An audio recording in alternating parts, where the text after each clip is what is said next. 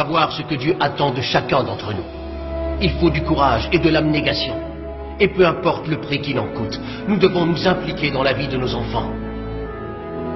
Il faut plus que de la présence et la volonté de subvenir à leurs besoins. Il faut les accompagner tout au long de leur vie d'enfant et leur apprendre les lois que le Seigneur nous a données.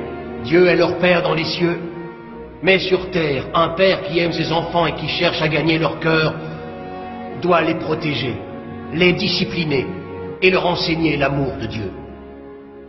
Il doit être un modèle d'intégrité et traiter les autres avec respect. Il doit faire en sorte que ses enfants deviennent des adultes responsables, vivant leur vie en transmettant ces valeurs pour l'éternité. Certains hommes vont se moquer de ce discours. D'autres vont l'ignorer. Mais laissez-moi vous dire qu'en tant que père, vous êtes responsable devant Dieu de par la position et l'influence que vous avez sur vos enfants. Vous ne pouvez continuer de fermer les yeux. Un jour ou l'autre, vous les ouvrirez et vous réaliserez que votre travail ou vos passions n'ont aucune valeur éternelle, contrairement à l'âme de vos enfants. Je sais qu'il y a des hommes qui approuvent ce que je dis, mais ils ne savent pas comment allier famille et travail. Alors ils vivent comme des égoïstes, et ils gâchent l'opportunité de faire ce que Dieu nous demande pour les générations à venir.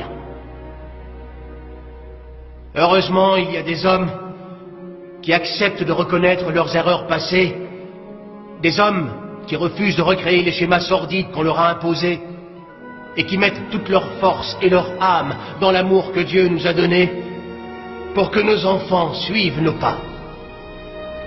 Et aussi, quand ils le peuvent, ils aiment et ils protègent ceux qui n'ont pas eu la chance d'avoir de père, parce qu'ils ont besoin d'être guidés et notre rôle est de leur montrer la voie. Nous invitons tous les hommes de bonne volonté, tous ceux qui sont volontaires et courageux, à nous rejoindre dans cet engagement. En ce qui me concerne, ma décision est prise depuis longtemps. Vous n'avez pas à me demander qui guidera ma famille, parce qu'avec l'aide de Dieu, je le ferai. Vous n'avez pas à me demander qui enseignera à mon fils le message du Christ, parce que je le ferai.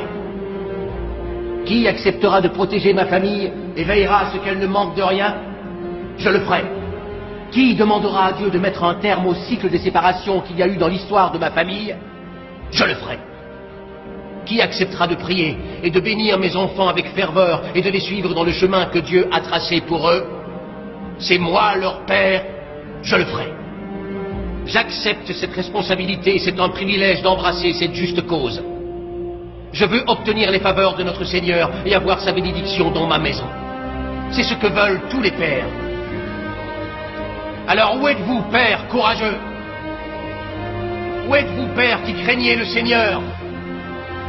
Il est temps de vous lever et de répondre à la parole que Dieu nous a donnée et de lui dire: je le ferai, je le ferai, je le ferai.